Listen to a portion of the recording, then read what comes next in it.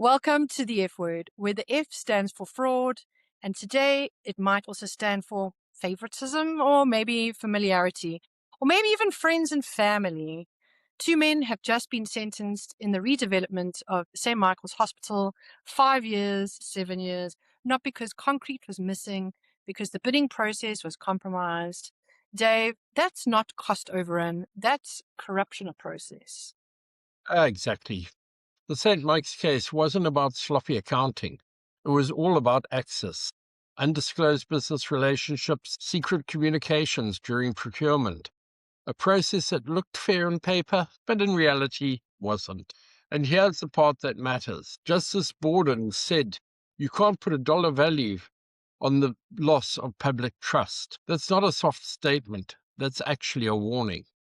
Because once you know major hospital procurement was tainted, you stop looking at big numbers the same way, right? So let's talk about our favorites. Let's talk about the Burloak Drive underpass, originally estimated at $25 million. Now, roughly, $177 million, Dave, unless it's increased since we last spoke. Yeah, it's about 7 times the original estimate.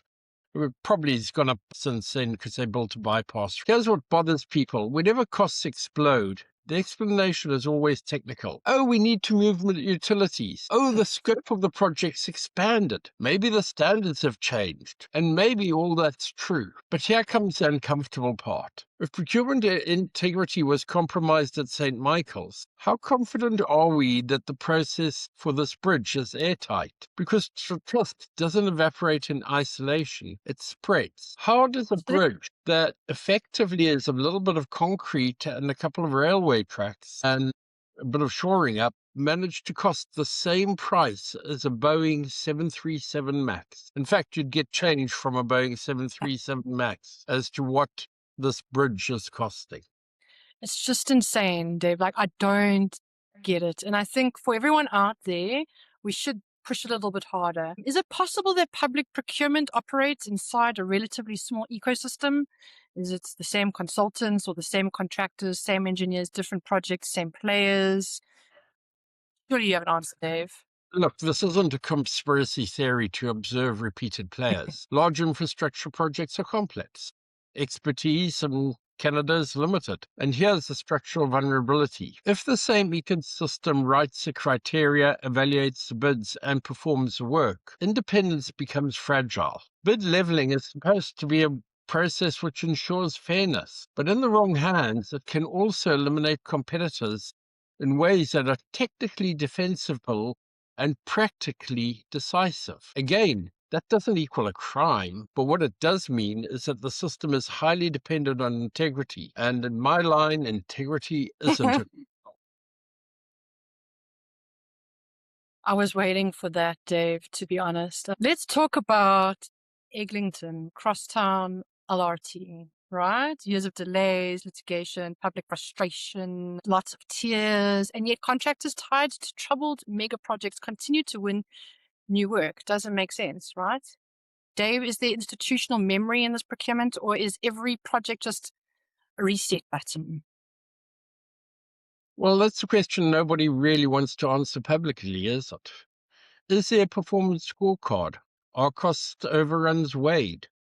Are schedule failures factored into future awards? Or does the system treat each experience in isolation? If troubled performance doesn't materially affect future awards, then the incentive structure deserves examination, because incentives drive behavior, always. Let's widen it. 2 kilometers of bike infrastructure into Toronto, right? About $150 million, City of Toronto. The water down fire station, about 54 million. At what point does skepticism become reasonable? Well, here's what's dangerous. In all of these cases, the numbers have significantly escalated from what they were originally, with no independent forensic review occurring in any of these. And silence fills the gap. And silence also breeds suspicion. St. Mike's wasn't prosecuted because evidence surfaced. Emails, relationships, destroyed digital records. But somehow Many procurement decisions on, but not many procurement decisions are ever subject to forensics testing, unless a scandal erupts. Almost none. It just seems a bit ridiculous to me. So I think let's put it plainly. Are we waiting for whistleblowers? Because if we only investigate after conviction, that's not managing risk. That's managing headlines. We all know about headlines, right, Dave? Now, and here's the bottom line. There is no evidence of criminal conduct in the other projects we've been discussing. Let's be clear. But there is a pattern of extraordinary escalation, and patterns demand transparency. If the system is clean, forensic review strengthens confidence. If the system resists scrutiny, that resistance becomes part of the story. Because what Justice Borden really told us is this, right? That damage isn't just financial, it's psychological. Once the public believes contracts are awarded inside a closed circle, every bridge is suspect, every hospital is now questioned, every fire station becomes, unfortunately, political. Well, fraud isn't always about stolen money. Sometimes it's just about stolen fairness. And the most dangerous fraud is in public infrastructure. The most dangerous fraud is in public infrastructure.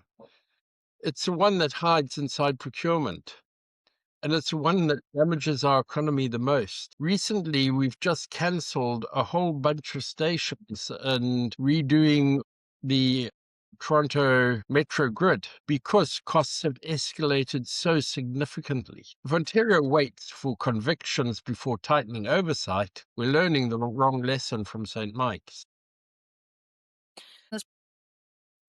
This has been the F word. Ask better questions, demand clearer answers because trust is cheaper to maintain than to rebuild.